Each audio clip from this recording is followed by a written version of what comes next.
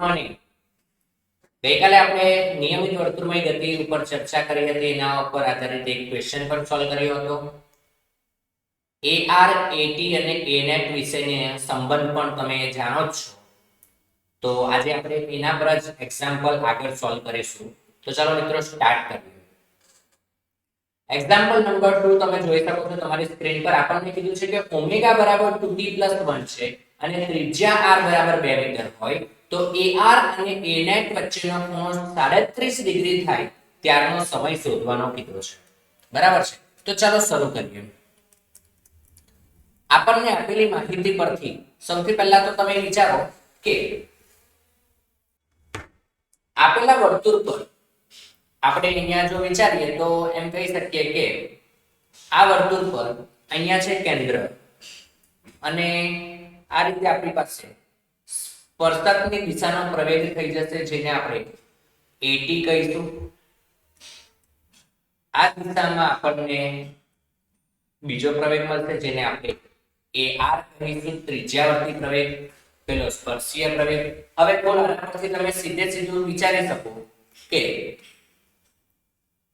ANET એ આપણને આ રીતે મળે ક્યાંક વચ્ચે. બરાબર છે? આ રીતે છે આપણો ANET. હવે મને શું કીધું છે તો કે AR અને ANET વચ્ચેનો ખૂણો 37 ડિગ્રી થાય. બોલો આ AR છે, આ ANET છે, બંને વચ્ચેનો ખૂણો એટલે કે આ ખૂણો 37 ડિગ્રી કરવાનો છે. ત્યારે આપણે સમય શોધવાનો. બોલો આકૃતિ પરથી તમે કઈ કરી શકો? આ AT ને આપણે ઉઠાવીને અહીંયા મૂકી શકીએ ને? આ AT એને આપણે અહીંયા પર મૂકી શકીએ. તો બોલો આકૃતિ પરથી આપણને દેખાય છે કે અહીંયાથી આપણે જો AT અને AR લઈ લઈએ તો એમ લખી શકું કે tan 37 બરાબર સામેની બાજુ એટલે કે AT ના છેદમાં AR લખી શકીએ. હવે આપણને એ ખબર હોવી જોઈએ કે tan 37 એટલે 3/4 લખાય. સાથે સાથે AT બરાબર કિંમત છે મિત્રો r આલ્ફા અને AR બરાબર છે ઓમેગા સ્ક્વેર r. આ તો આપણે ખબર જ જાણીએ છીએ. તો ઓમેગા તો મને ડાયરેક્ટ આપેલો છે એટલે હું લખી દઈશ અહીંયા, પરંતુ મારે આલ્ફા લાવવો પડશે. તો આલ્ફા ક્યાંથી આવશે? ઓમેગાનું વિકલન કરવાથી. તો ઓમેગા બરાબર આપણી પાસે છે 2t + 1. ઓમેગા બરાબર છે આપણી પાસે 2t + 1. મિત્રો આ 2t + 1 નું વિકલન જો આપણે કરીશું તો આપણને આલ્ફા મળશે. તો આલ્ફા = મિત્રો અહીંયા લખી શકાશે d / dt. બરાબર છે? વિકલન કરીએ તો કેટલું આવી જશે? 2. બોલો અચળ આવી ગયું એટલે આનાથી તો કોઈ પ્રોબ્લેમ નથી. પરંતુ ઓમેગામાં વિચારો, ઓમેગા આવશે આપણી પાસે ચલ. તો અહીંયાથી થઈ જશે આપણી પાસે શું? જરાક સમજો. આલ્ફાની કિંમત 2 આવી ગઈ છે એટલે કે હું એમ લખી શકીશ કે AT બરાબર 2 એટલે કે આલ્ફાની કિંમત 2 અને r કેટલું આપેલું છે તો કે મિત્રો ત્રિજ્યા પણ આપણને આપવામાં આવી છે 2 મીટર. બરાબર છે? તો રેડિયસ બરાબર પણ 2 મૂકી દઈએ તો AT બરાબર 4 થઈ જશે. અને એવી જ રીતે AR ની વાત કરીએ તો AR કેટલો થઈ જશે મિત્રો? ઓમેગાની કિંમત એટલે કે 2t + 1 મૂકી દઈએ તો 2t + 1 આનો સ્ક્વેર * 2. બરાબર છે? બોલો બંને વસ્તુ મળી ગઈ. આ કિંમત અહીંયા મૂકી દઈએ AT ના છેદમાં AR બરાબર 3/4 માં. તો અહીંયાથી આપણે લખી શકીશું કે 3/4 = AT એટલે કે 4 છેદમાં 2 ટાઈમ્સ 2t + 1 નો સ્ક્વેર. બોલો ક્લિયર થઈ છે મારી વાત? 2t + 1 નો સ્ક્વેર. તો અહીંયાથી પહેલા તો આ 2 અને 2 કેન્સલ થયા એટલે કે આ 2 નીચે જશે. અથવા તો આપણે એક કામ કરીએ, આ 2t + 1 ના સ્ક્વેરને ઉપર લઈ લઈએ. ભૂલ નથી થઈ ગઈ ને? એક મિનિટ જોઈ લઈએ આપણે. નહીં, બરાબર છે. ઓકે. તો અહીંયાથી 2t + 1 આખાનો સ્ક્વેર એના બરાબર આપણે લખી શકીશું આ સામે જાય તો 4 દુ 8 ભાગ્યા 3 તો 8/3 થઈ જશે. આનું વર્ગમૂળ. તો અહીંયાથી હવે આપણે વર્ગમૂળ કરીશું. રકમ થોડી એવી લેવાઈ ગઈ છે ઓમેગાની, એટલે પ્રોબ્લેમ થઈ ગયો છે, પણ કઈ વાંધો નહીં, જે આવે તે સાચો જ આન્સર હશે. √8/3 બરાબર. હવે અહીંયાથી જો આપણે t શોધીએ તો t કેટલું થઈ જશે? t બરાબર √8/3 એમાંથી 1 બાદ કરીને 2 વડે ભાગી દઈશું. આ જે સમય આવશે એ આપણો આન્સર હશે. બોલો, દરેકને ક્લિયર છે? આ રીતે કંઈ ગણી શકાય. ચલો વધુ એક ક્વેશ્ચન જોઈએ. અહીંયા આપણને એક્ઝામ્પલ નંબર 3 આવશે, 5 નહીં. એક્ઝામ્પલ નંબર 3 ની અંદર જો વાત કરીએ તો ઓમેગા બરાબર 3t આપેલું છે આપણને, સોરી 4t. ઓમેગા બરાબર 4t અને r બરાબર 1 મીટર આપેલું છે. જો આવું હોય તો ar અને anet વચ્ચેનો ખૂણો 37 ડિગ્રી થાય તેનો સમય શોધો. એટલે કે આગળનો જે ક્વેશ્ચન હતો મિત્રો, એવી જ રીતે એક્ઝેક્ટલી ક્વેશ્ચન સોલ્વ કરવાનો આવશે, પરંતુ અહીંયા આ જે ક્વેશ્ચન છે એની અંદર આપણો આન્સર થોડો વ્યવસ્થિત આવશે, કારણ કે આગળના ક્વેશ્ચનમાં આપણે રકમ લેવામાં થોડો પ્રોબ્લેમ થઈ ગયો હતો, જેના કારણે વિચિત્ર આન્સર આવ્યો. તો અહીંયા હવે તમે જોશો તો આ રીતે આપણને ફરીથી શું મળશે? અહીંયા a ટેન્જેન્શિયલ અને અહીંયા શું મળશે? a radial. આના પરથી આપણે એમ કહી શકીએ કે આ બેની વચ્ચે કંઈક આ રીતે આપણને મળશે a નેટ, બરાબર છે? તો a નેટ મળી ગયો અને a નેટ અને ar ની વચ્ચેનો ખૂણો આપણને કેટલો કીધો છે મિત્રો? 37 ડિગ્રી, બરાબર. હવે અહીંયાથી આપણે જો વાત કરીએ તો આકૃતિ પરથી આપણે એમ કહી શકીએ કે tan 37 શું કહેવાય? tan 37 tan 37 બરાબર 80 ના છેદમાં ar, કે જે આપણે હમણાં આગળના ક્વેશ્ચનમાં પણ કર્યું હતું. tan 37 એટલે 3/4 થઈ જાય. 3/4 is equal to a tangential. તો a ટેન્જેન્શિયલ એટલે આપણે લખવું જોઈએ r આલ્ફા. તો પહેલા તો આપણે a ટેન્જેન્શિયલ શોધવું પડશે. at બરાબર r into આલ્ફા, અને એવી જ રીતે ar ની વાત કરીએ તો ઓમેગા સ્ક્વેર r. બોલો, અહીંયા આપણને આલ્ફા તો આપ્યું નથી પણ ઓમેગા આપ્યું છે. ઓમેગા બરાબર મને કીધું છે 4t. એનો અર્થ એવો થઈ ગયો કે alpha is equal to d omega by dt જો હોય તો d ઓમેગા બાય dt થઈ જશે 4, કારણ કે વિકલન જ કરવાનું છે સિમ્પલી. તો ઓમેગા ની કિંમત આપણને 4 મળી ગઈ. આનો અર્થ એવો થઈ ગયો કે a ટેન્જેન્શિયલ બરાબર થઈ જશે ત્રિજ્યા 1 અને આલ્ફા 4 એટલે કે 4. એવી જ રીતે જો ar શોધીએ તો ar બરાબર ઓમેગા ની કિંમત કેટલી છે? તો કે 4t, એટલે કે 4t2, અને r બરાબર 1 છે એટલે આ થઈ જશે 4t2. બોલો, સમજાય છે? તો આ રીતે આપણને ar અને at મળી છે. હવે આપણે કિંમત મૂકી દઈએ આ ગુણોત્તરની અંદર. તો 3/4 is equal to ar ના સોરી 80 ના છેદમાં ar. કિંમત મૂકીએ તો 3 ના છેદમાં 4 બરાબર 80 એટલે 4 છે અને ar એટલે 4t2 છે. તો મિત્રો 4 અને 4 કેન્સલ થઈ ગયા, એટલે કે t2 બરાબર 4 ના છેદમાં 3 લખી શકાય. તો અહીંયાથી આપણને t બરાબર મળી જશે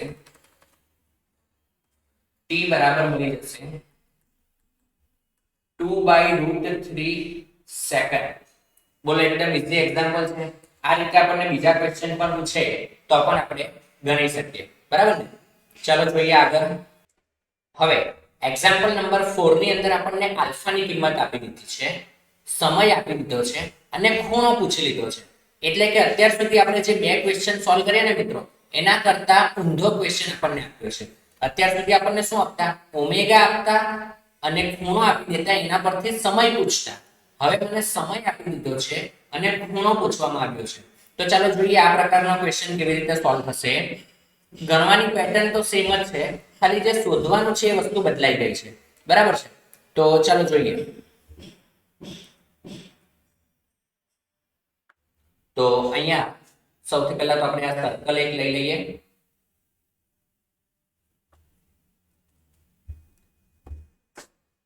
હવે જેમ આપણે જાણીએ છીએ મુજબ આ એનું કેન્દ્ર થઈ જશે અહીંયાથી. આ થઈ ગયું આપણી પાસે સ્પર્શીય પ્રવેગ 80 અહીંયાથી કેન્દ્ર તરફ હશે ત્રિજ્યાવર્તી પ્રવેગ AR અને એનો પરિણામી પ્રવેગ જે છે એ આપણને કંઈક આ રીતે મળશે જે હશે a net. બરાબર છે. હવે અહીંયાથી આલ્ફા બરાબર મિત્રો થઈ ગયું 2t, એટલે કે જો હું ઓમેગા શોધીશ તો ઓમેગા બરાબર કેટલું થઈ જશે આલ્ફા ઇન્ટુ dt, અથવા તો આપણે એમ કહીએ કે d ઓમેગા બાય dt બરાબર 2t લખાય, એટલે કે d omega is equal two 2t dt. તો ઓમેગા બરાબર integration d omega is equal two integration 2t dt. આનું તમે સંકલન કરશો તો ઓમેગા બરાબર થઈ જશે 2 બહાર આવી જાય અને t નું સંકલન થઈ જાય t²/2. અહીંયાથી 2 અને 2 કેન્સલ થઈ જાય એટલે ઓમેગા બરાબર બનશે t². તો આ થઈ ગયું આપણી પાસે ઓમેગાની કિંમત. બરાબર છે. હવે આપણે શોધવો છે AR અને a net વચ્ચેનો ખૂણો, એટલે કે અહીંયા જે ખૂણો બનશે થીટા એ આપણે શોધવાનો છે. તો આકૃતિ પરથી ફરીથી એ જ વસ્તુ લખાય કે tan થીટા બરાબર AT ના છેદમાં AR. હવે AT એટલે શું છે? R છે. અને A net AR શું છે? તો કે AR છે ઓમેગા સ્ક્વેર R. તો અહીંયાથી થઈ જશે આલ્ફા ના છેદમાં ઓમેગા સ્ક્વેર. કિંમત મૂકી દઈએ તો મિત્રો tan આલ્ફા બરાબર આલ્ફાની કિંમત કેટલી છે? તો આલ્ફા આપણે શોધવો પડશે. અચ્છા 2t આપેલો છે આપણને અને t બરાબર 2 સેકન્ડ સમયે કીધું છે. તો અહીંયાથી જો આપણે લખીએ તો આલ્ફા બરાબર 2 સેકન્ડ સમયે આલ્ફા થઈ જશે 4 અને ઓમેગા બરાબર છે t², એટલે કે 2 નો વર્ગ કરીશું તો આ પણ થઈ જશે 4. તો ઓમેગા અને આલ્ફા બંને 4 છે. અહીંયા કિંમત મૂકી દઈએ તો આલ્ફાની જગ્યાએ આવી જશે 4 અને ઓમેગા સ્ક્વેર છે એટલે 4 નો વર્ગ. બંનેને કેન્સલ કરીએ તો 1/4 આવી જશે. અને એક મિનિટ, અહીંયા આલ્ફા નહીં પણ થીટા, tan થીટા બરાબર 1/4 થઈ ગયું. તો અહીંયાથી આપણને મળી જશે theta is equal two tan inverse 1/4. આ આપણો આવી ગયો થીટાનો આન્સર. બોલો એકદમ સિમ્પલ ક્વેશ્ચન છે કે નહીં? જેમ આગળ ગણતા હતા એમ જ ગણવાનું છે. ત્યાં આપણને થીટાની કિંમત આપેલી હતી એટલે આપણે સમય શોધતા હતા. અહીંયા આપણને સમયની કિંમત આપી દીધી છે, એના પરથી આપણે થીટા શોધવાનો છે. એકદમ સિમ્પલ વસ્તુ છે. ચલો જોઈએ આગળ. આ ટોપિક વિશે તો હવે આપણે જો ચર્ચા કરીએ કે equation of uniform uniform accelerated motion, એટલે કે અચળ પ્રવેગી ગતિના સમીકરણો. મિત્રો આ ટોપિકની વાત કરીએ ને તો આમાં તમે ચેપ્ટર નંબર 3 ની અંદર ઓલરેડી ભણી ગયા છો 3 સમીકરણો. v બરાબર v0 પ્લસ at, d બરાબર v0t પ્લસ 1/2 at સ્ક્વેર અને v2 માઇનસ u2 બરાબર 2ad. બરાબર. તો એવા જ સમીકરણો અહીંયા પણ બનશે, પણ કોના માટે? તો કે સર્ક્યુલર મોશન માટે. એટલે કે અહીંયા આપણે angular displacement theta, angular velocity omega અને એન્ગ્યુલર એક્સેલરેશન આલ્ફા, એટલે કે કોણીય પ્રવેગ આલ્ફા, કોણીય વેગ ઓમેગા અને કોણીય સ્થાનાંતર થીટાનો ઉપયોગ કરીને એ જ સમીકરણો લખીશું જે આપણે રેખીય ગતિ માટે લખેલા હતા. અને એ જ સમીકરણોનો ઉપયોગ કરીને આપણે એવા ક્વેશ્ચન પણ સોલ્વ કરી શકીએ. જેમ કે આપણી પાસે જે સમીકરણ હતું v બરાબર u પ્લસ at, એને કોણીય ગતિ માટે લખાય ઓમેગા બરાબર ઓમેગા 0 પ્લસ આલ્ફા t. એવી જ રીતે s બરાબર ut plus half at square, એને લખાશે થીટા બરાબર omega 0t plus 1/2 alpha t square. અને એવી જ રીતે આપણે જો v2 માઇનસ u2 બરાબર 2as લખીએ તો એને અહીંયા લખી શકાશે omega square minus omega 0 square is equal to 2 alpha theta. મિત્રો અહીંયા આપણને જે કઈ કિંમતો આપેલી હોય અને બાકીની કિંમતો જે કઈ બાકી હોય એના પરથી આપણે આ ઇક્વેશનનો ઉપયોગ કરીને ક્વેશ્ચન સોલ્વ કરી શકીએ. ત્રીજા ચેપ્ટરમાં તમે આ સૂત્રો પર આધારિત ઘણા બધા ક્વેશ્ચન સોલ્વ કર્યા હશે. અહીંયા ખાલી રેખીય વેગની જગ્યાએ કોણીય વેગ, રેખીય પ્રવેગની જગ્યાએ કોણીય પ્રવેગ અને રેખીય સ્થાનાંતરની જગ્યાએ કોણીય સ્થાનાંતર જ આવી જાય છે. સૂત્રોનો ઉપયોગ કરવાનો કન્સેપ્ટ થી માંડીને દરેક વસ્તુ સેમ છે. એટલે હું અહીંયા આ સૂત્રો પર આધારિત કોઈ ક્વેશ્ચન લેતો નથી, બરાબર છે. પણ જેમ કે તમને આઈડિયા આપી દઉં કે એવો કઈ ક્વેશ્ચન પૂછાય કે ભાઈ પંખો ફરે છે તો એની પ્રારંભમાં ઝડપ આટલી છે, કઈ વેલ્યુ આપેલી હશે કે પ્રારંભમાં ઝડપ 20 પરિભ્રમણ પ્રતિ સેકન્ડ છે. ચાલો એક કામ કરીએ, એક ક્વેશ્ચન લઈ લઈએ. તો મિત્રો અહીંયા એક એક્ઝામ્પલ લીધો છે કે એક પંખો 200 પરિભ્રમણ પ્રતિ સેકન્ડની ઝડપથી 200 પરિભ્રમણ પ્રતિ મિનિટ આવશે. સેકન્ડ તો બહુ ફાસ્ટ થઈ ગયું. તો આપણે એક કામ કરીએ, 200 માટે આપણે થોડુંક વ્યવસ્થિત આંકડો લઈ લઈએ. મિનિટ કરીએ છીએ ને તો 300 પરિભ્રમણ પ્રતિ મિનિટ ની ઝડપથી ભ્રમણ કરે છે. સ્વિચ બંધ કરતા તે 10 સેકન્ડ બાદ સ્થિર થાય છે. તો કોણીય પ્રવેગ અને કોણીય સ્થાનાંતર શોધો. આવો ક્વેશ્ચન આપણને પૂછ્યો છે. બોલો તમે જાણો છો કે આને શું કહી શકાય? તો કે પ્રારંભિક કોણીય ઝડપ ઓમેગા 0 બરાબર આપણને આપ્યું છે 300 રોટેશન પર મિનિટ, બરાબર. આરપીએમ આપેલા છે આપણને, રોટેશન પર મિનિટ. તો આને આપણે જો રેડિયન પર સેકન્ડમાં કન્વર્ટ કરવું હોય તો મારે શું કરવું પડશે? તો કે 300 તો એમના એક રોટેશન કરે, એક આખું સર્કલ આમ પૂરું કરે, આ રીતે એક આખું સર્કલ પૂરું કરે એટલે કેટલા ખૂણો ફરે? તો કે 2π. તો રોટેશન કન્વર્ટ થઈ ગયું રેડિયનમાં. અને મિનિટને કન્વર્ટ કરવી હોય તો આપણે શું લખવું પડે? 60 સેકન્ડ. બોલો ક્લિયર થાય છે મારી વાત? તો આ રીતે આપણે 2π/60 વડે ગુણીને આપણે રોટેશન પર સેકન્ડમાંથી એને રેડિયન પર રોટેશન પર મિનિટમાંથી આપણે એને રેડિયન પર સેકન્ડમાં કન્વર્ટ કરી શકીએ છીએ. ખાસ ધ્યાન રાખવું આ બાબતનું. રોટેશન પર મિનિટમાંથી મારે રેડિયન પર સેકન્ડમાં કન્વર્ટ કરવું હોય તો 2π/60 વડે ગુણવું. તો અહીંયા જો આપણે ગુણાકાર કરીશું તો 6 × 35 એટલે 5 એટલે 10π રેડિયન પર સેકન્ડ. આવો કંઈક આન્સર આપણી પાસે આવી જશે. તો ઓમેગા 0 છે આપણી પાસે 10π રેડિયન પર સેકન્ડ.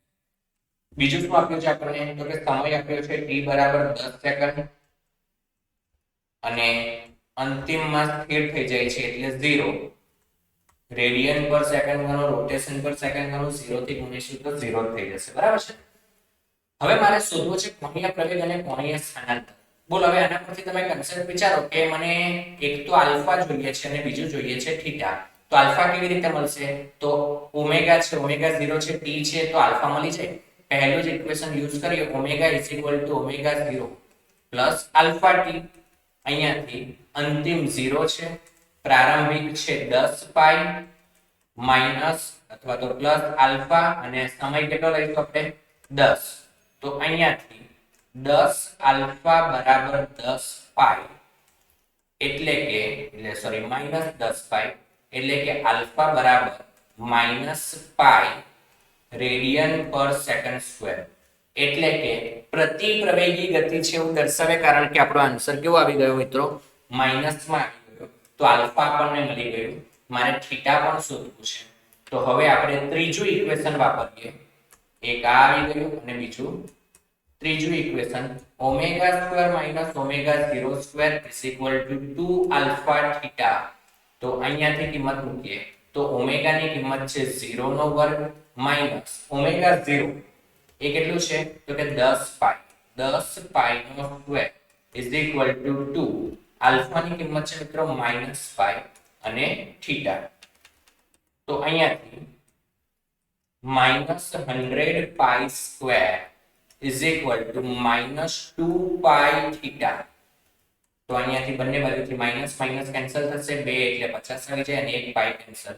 તો થીટા બરાબર મળી જશે મિત્રો આપણને 50 પાઈ રેડિયન. આ થઈ ગયું એનું કોણીય સ્થાનાંતર. બોલો, એકદમ સિમ્પલ ક્વેશ્ચન છે. અને તમે જોઈ શકો છો કે એક્ઝેક્ટલી એ જ પ્રકારના ક્વેશ્ચન છે કે જે આપણે ચેપ્ટર નંબર 3 ના કાઇનેમેટિક્સ પોર્શનની અંદર ગણેલા હતા. બરાબર? તો એ જ પ્રકારના ક્વેશ્ચનો અહીંયા પણ બની શકે, એની કરતા પણ ઓછી ક્વોન્ટિટીમાં બની શકશે, કારણ કે અહીંયા મુક્ત પતન ને બધા કિસ્સા નહીં આવે. સમજાય છે? એટલે અહીંયા એના કરતા પણ ઓછા ક્વેશ્ચન બનશે. વધુમાં વધુ આ પ્રકારના છે, એટલે કે રોટેશન થતું હોય, છેલ્લે ઊભું રહી જાય અથવા તો સ્થિર સ્થિતિમાંથી શરૂ કરે એના હોય, તો આ પ્રકારના જ ક્વેશ્ચન બની શકશે જે તમે આરામથી સોલ્વ કરી શકો છો. એક ક્વેશ્ચન મેં કરાવ્યો. હવે આપણે આગળ નવા ટોપિક તરફ જઈએ. તો ચલો જોઈએ નવો ટોપિક. મિત્રો, આ એક નવો ટોપિક છે, રેડિયસ ઓફ કર્વેચર. એટલે કે કર્વેચર એટલે કે વક્ર, રેડિયસ એટલે ત્રિજ્યા અને ઓફ એટલે નો ની નું ના. એટલે કે આપણે અહીંયા ગુજરાતીમાં ખરેખર આ નથી આવતું એટલા માટે મેં અહીંયા કંઈ લખ્યું નથી, પણ આને આપણે સાદી ભાષામાં સમજીએ તો એવું કહી શકીએ કે વક્રની ત્રિજ્યા. બરાબર? તો ઘણી વખત એવું થતું હોય, જેમ કે અહીંયા જ છે કે આપણે આ એક વક્ર લીધો છે. હવે છે તો વક્ર, પણ તમે આને આખે આખું ગોળ ન કહી શકો. આ કોઈ ચોક્કસ પ્રકારની સર્ક્યુલર મોશન નથી.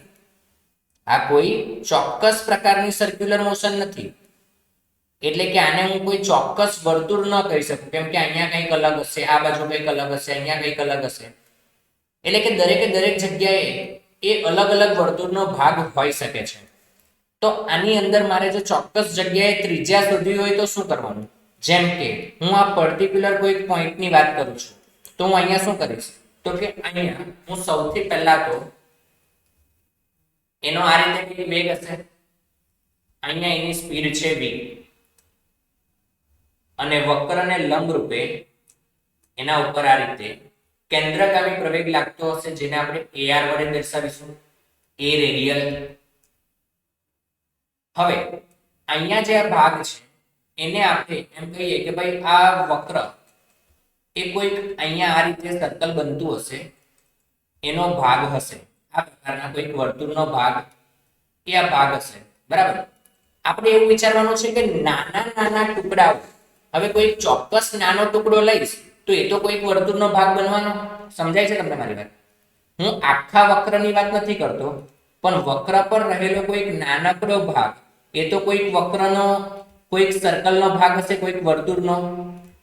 તો એવા ભાગ પરથી આપણે અહીંયાથી વિચારવાનું છે. હવે આના માટે મારે જો લખવું હોય તો આપણે શું લખી શકીએ? તો કે આપણે જાણીએ છીએ કે a રેડિયલ ar બરાબર v²/r,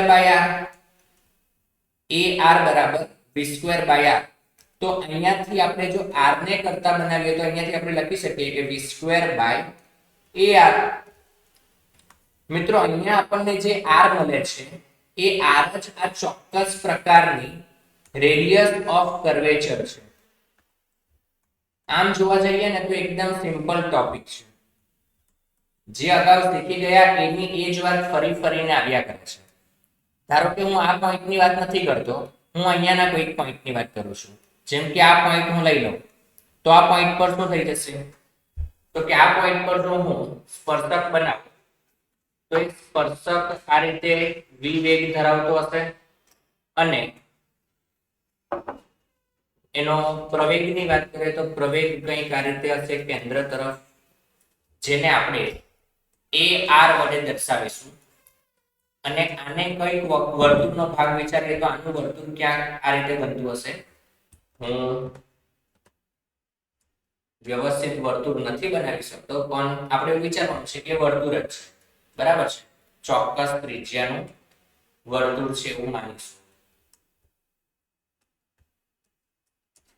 તો આ રીતે કોઈ વક્ર બનશે. કોઈ ત્રીજું બિંદુ લઈએ, જેમ કે અહીંયા આ પોઈન્ટની વાત કરીએ તો બોલો અહીંયા વેગ કેવો હશે? અહીંયા વેગ હશે આ રીતે સ્પર્શકની દિશામાં, અને અહીંયા પ્રવેગની વાત કરીએ તો આ રીતે વક્રને લંબ. તો આ થઈ જશે મિત્રો આપણા માટે ar. તો અહીંયા પણ જો હું વર્તુળ બનાવવાનો પ્રયત્ન કરું તો એ વર્તુળ કંઈક આ રીતનું હશે એવું આપણે માની શકીએ. બોલો ક્લિયર થાય છે દરેકને? તો આ દરેકે દરેક વર્તુળ માટે જો આપણે v²/ar લખી નાખીએ, એના પોતાનો વેગ અને છેદમાં વેગનો વર્ગ છેદમાં એનો પોતાનો ત્રિજ્યાવર્તી પ્રવેગ, તો આપણે એના માટે રેડિયસ ઓફ કર્વેચર શોધી શકીએ. એટલે કે ક્યાં એ પર્ટિક્યુલર પોઈન્ટ પરના વક્રની ત્રિજ્યા આપણે શોધી શકીએ. લગભગ દરેકને સમજાતું હશે. આ આટલી જ થિયરી છે અને દાખલાના સ્વરૂપે જોઈશું તો તમે વધારે સારી રીતે સમજી શકશો. તો ચાલો જોઈએ આના પર આધારિત ક્વેશ્ચન. તો રેડિયસ ઓફ કર્વેચરનો એક્ઝામ્પલ તમે જોઈ શકો છો તમારી સ્ક્રીન પર. આપણને અહીંયા એક પ્રક્ષિપ્ત ગતિ આપી છે કે જેમાં પ્રક્ષિપ્ત પદાર્થને પ્રારંભિક વેગ u થી પ્રક્ષિપ્ત કરવામાં આવે છે અને આપણને એવું કીધું છે કે પ્રક્ષેપણ કોણ થીટા છે અને આ થીટા પ્રક્ષેપણ કોણથી એને પ્રક્ષિપ્ત કરવામાં આવે છે. તો મહત્તમ ઊંચાઈના બિંદુએ રેડિયસ ઓફ કર્વેચર શોધવાની છે. હવે મહત્તમ ઊંચાઈનું બિંદુ એટલે આપણે જાણીએ છીએ કે આ પોઈન્ટ થઈ જાય. હવે આ પોઈન્ટ પર આપણે એ પણ જાણીએ છીએ કે અહીંયા એનો વેગ હશે ફક્ત સમક્ષિતિજ ઘટક ધરાવતો હોય. સમક્ષિતિજ ઘટક એટલે આપણે કેટલો કહી શકીએ? તો કહી શકીએ u cos θ. બોલો અહીંયા એનો પ્રવેગ જે હશે એ પ્રવેગ કઈ રીતે હશે? આ રીતે લંબ, બરાબર, નીચે તરફ. અને આપણે જાણીએ છીએ કે આ કયો પ્રવેગ હોય છે? ગુરુત્વ પ્રવેગ. તો અહીંયાનું વર્તુળ કંઈક આ રીતે બનતું હશે એવું આપણે માની શકીએ. આ રીતે કંઈક વર્તુળ બનતું હશે. બોલો સમજાય છે? તો આ થઈ ગયું વર્તુળ, પ્રવેગ અને પ્રવેગ. હવે જો મારે રેડિયસ ઓફ કર્વેચર શોધવી હોય તો રેડિયસ ઓફ કર્વેચર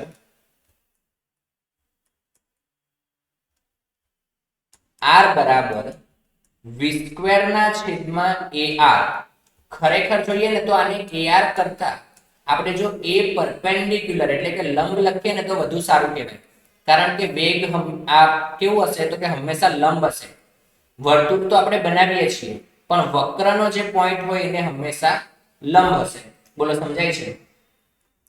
તો કિંમત મૂકી દઈએ તો અહીંયાથી r બરાબર આપણને મળી જશે. બોલો v બરાબર કેટલું છે? u cos θ. એટલે કે u² cos² θ છેદમાં લંબ પ્રવેગ કેટલો થઈ જાય? g.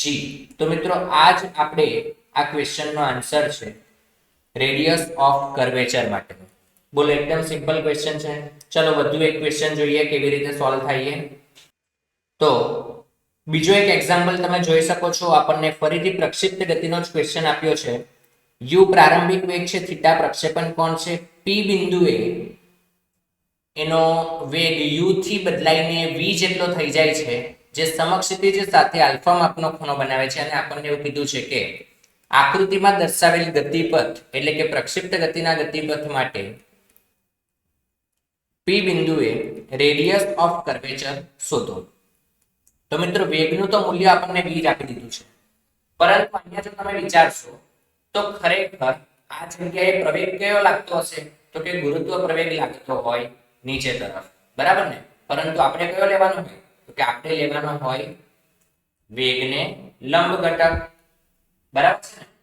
તો વિચારો કે જો આને વેગની સાથે આ પ્રવેગ કે જે a પરપેન્ડિક્યુલર છે લંબ હોય તો આ આલ્ફા છે તો આ ખૂણો કેટલો થશે? 90 - આલ્ફા. તો સીધી વાત છે કે આ જે બાકીનો ખૂણો છે એ આલ્ફા થઈ જાય. તો g આની સાથે આલ્ફા માપનો ખૂણો બનાવે છે એટલે a પરપેન્ડિક્યુલર કેટલું થઈ જવાનું? g cos alpha. બોલો સમજાય છે દરેકને? એકદમ ઈઝી વસ્તુ છે.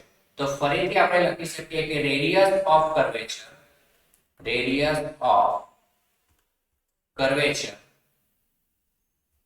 r is equal to v²/a perpendicular. કિંમત મૂકી દઈએ તો r બરાબર વેગ તો v² જ છે અને છેદમાં આવી જશે g cos આલ્ફા. તો આ આપણા માટે થઈ ગઈ રેડિયસ ઓફ કર્વેચર. આ ક્વેશ્ચન માટે પણ બોલો એકદમ ઈઝીલી સમજી શકાય એવી વસ્તુ છે. આવા વધુ ક્વેશ્ચન આપણે નેક્સ્ટ લેક્ચરમાં પણ જોઈશું. તો ત્યાં સુધી અહીંયા અટકીએ. Thank you.